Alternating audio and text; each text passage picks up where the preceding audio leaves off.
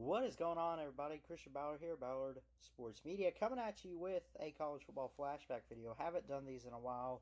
Honestly, it's stressful doing all the research, putting it all together, and editing and all that for these games. And I've just been so busy with work and everything. I mean, I'm surprised I even find time for much live streams here or there, but I figured with this Saturday. Today is, as I'm recording at least, October 11th. This Saturday, October 17th, 8 o'clock, Bama and Georgia in prime time in Tuscaloosa, Alabama at Bryant-Denny Stadium. A battle of undefeateds. It's going to be a good game. But let's look back real quick to the last time, not that they played each other, because we know the history. Jalen Hurts comes in that SEC title game, the second 26, blah, blah, blah, 2015. Let's look back. Saban's first year at Alabama, right? Let's look back real quick at what happened September 22nd, 2007. Let's get into it. Alright, so as I mentioned, and as we know, this game was in Tuscaloosa, Alabama. If I recall, College Game Day was there. And it was a really entertaining matchup. One that probably will be remembered forever, I would say. It ended up, Georgia got the ball first. This here, as you're seeing, was the first touchdown of the game. 10 yards, Matthew Stafford to Thomas Brown. And they were able to move the ball really well in this game to start out. Georgia could. And of course, who could forget the quarterback matchup between Georgia and Alabama? We had Matthew Stafford, who's now with the Detroit Lions, a good pro quarterback. I mean, he's all right, but he has injury troubles. Then, of course, J.P. Wilson, John Parker Wilson. I'm not sure where he is now, but that was a quarterback matchup at the time. And, of course, both of these guys, your everyday gunslinging quarterbacks, throw the ball downfield, type of guys that could throw the football. And that's what happened in this game. Both teams could move the ball very effectively in the matchup. But I think what stands out to me the most was this, again, 2007. Nick Saban's first year, head coaching matchup between Nick Saban and Alabama, and, of course, Mark Richt at Georgia. All right, so what exactly happened? So, again, Georgia got the ball first. They ended up scoring a 10-yard touchdown. Matthew Stafford to receiver Thomas Brown. At this, and they were able to move the ball pretty effectively to start the game. Bama struggled a little bit, but they were still able to move it. They just would start out. Georgia would just move the ball on Alabama's defense. But as the game went along, it looked like that's not the case anymore. Bama's defense started to answer, started to click, and Georgia ended up,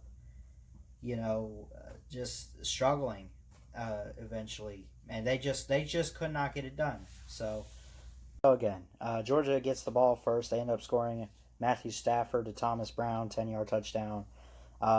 They were able to move the ball well downfield, as I mentioned.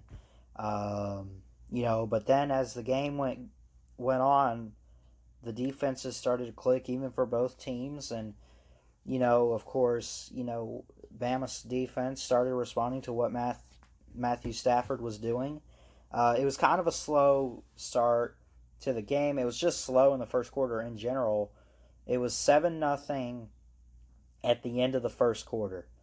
Then in the second quarter, both teams had kicked a field goal, and Georgia was able to move the ball a little bit more. There's a a kicker by the name of Brandon Kotu, I think is how you say his name.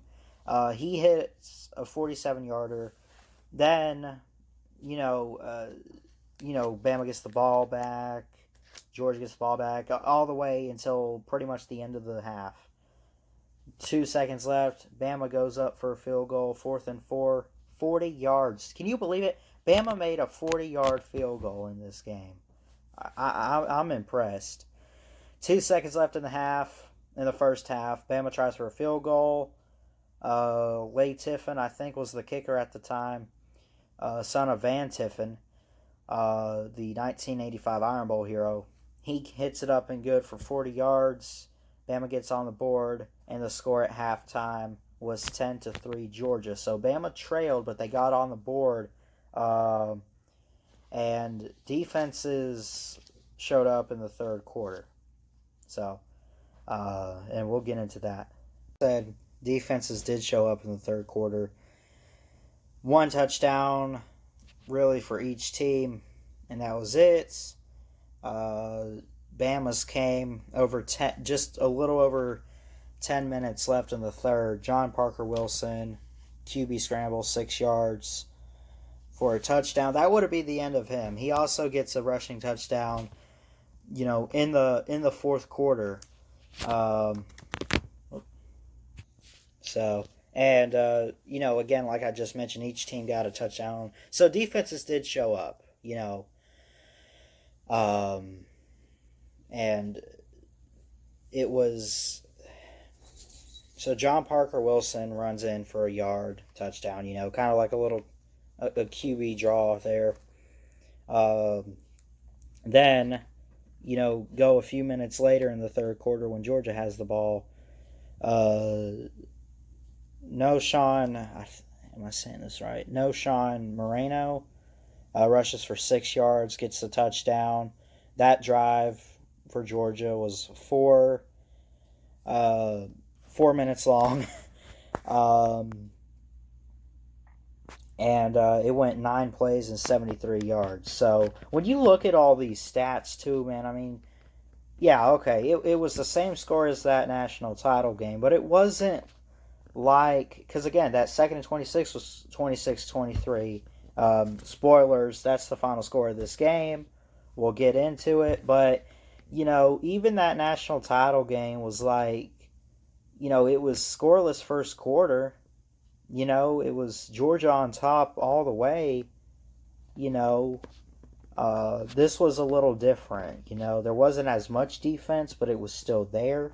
And when they did score, it was, it was a little different than what happened with that other 26-23 game in the title game. So, and again, mentioning real quick that touchdown scramble by Wilson in the fourth quarter, standing up, he takes it in, leaving Georgia with 1:09 to try and take the lead late. Really good concentration by the quarterback, and JP takes the lead or tries to tie the game up at 20 apiece. And give credit to John Parker Wilson. Now we basically get to the fun part, overtime. How did we get there? Well, it ended up being, 3 seconds left on the clock. Brandon Kotu for Georgia tries to win it from 47 yards. The kick is up. It is no good. We head to overtime. Bama in Tuscaloosa still has life in them. They still got a chance to pull it out and win this game. Bama gets the ball first in overtime. Couple bad throws here for J.P. Wilson. They get in field goal range, though. They're able to run the ball a little bit. Glenn Coffey, and he had a big role in the game, with about 4 minutes left in the game, a little over that, John Parker Wilson, throws a big play for 43 yards to receiver Keith Brown. Glenn Coffey's running the ball well on that drive too, and that was the same drive where he, as you guys saw, Wilson was able to scramble for that touchdown. So then we get to the end of the game. Of course, as I mentioned, Brandon Kotu for Georgia tries to win the game for 47 yards. It's up. It's no good. Not quite there. Bama still has life. We get to overtime. All right. Couple bad throws. J.P. Wilson. And Bama has possession first. They get in field goal range. Lane Tiffin, the son of Van Tiffin, who I mentioned, the 1985 Iron Bowl hero, hit it from 42 yards, give the Tide a 23-20 overtime lead. Sound familiar? 23-20 in overtime, Dog fans? And you have the lead? Yep. Georgia had the ball back from the Bama 25-yard line. One play. It took one play. Again, I mentioned, you already know where this is going, right? 26-23 in overtime between the Dogs and the Tide. It took two plays. He had to take a sack. Matt Stafford, final play of the game. He's going to step back. Mikey Henderson, 25 yards, and the Dogs win it in overtime. Take a look at the final play.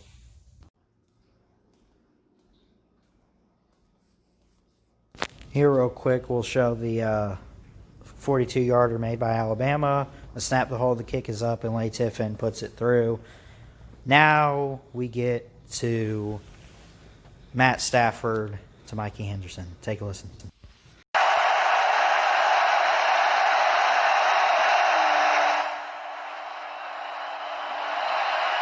Stafford wants it all. Got it. Touchdown. Mikey Henderson on the first play from scrimmage.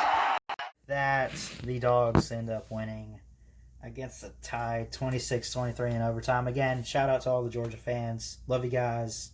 Jesse J, Chess Hall, Uncle Lou, all you guys. No disrespect whatsoever.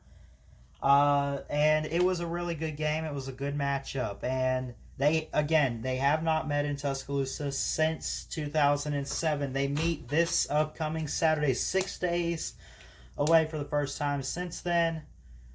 Can the Dogs pull off an upset? We will see. I will definitely do a preview and prediction video later in the week. Hope you guys enjoyed it. Definitely go find some highlights of this game and go back and watch it. It's really interesting, the matchup. And again, 26-23 in overtime. Matthew Stafford made good plays. J.P. Wilson for Alabama made good plays. Can it happen again this year as they meet in Tuscaloosa for the first time since 2007? Maybe, maybe not. Kirby Smart, again, Saban's never lost to a former assistant. Kirby Smart has come close. And can he finally do it? We will definitely find out this week. So, hope you guys enjoyed this flashback video. Definitely trying to get back to doing some of these. And, you know, I enjoy doing it. It's kind of stressful with all the notes and all the putting it all together and everything. So, you know, really hope you guys enjoyed it. Be sure to hit that like, comment, and subscribe. All that good stuff. Thanks so much for tuning in today. Give me your score predictions down below for the Georgia and Alabama game this Saturday. We just looked back at the last time they met in Tuscaloosa, and they're meeting there again for the first time since 2007. So, anyway, appreciate you guys watching. Like, comment, subscribe, all that good stuff. Thanks so much for tuning in today, and I will see you guys next time. Till then, Ballard Sports Media checking out. Have a good day. Love y'all.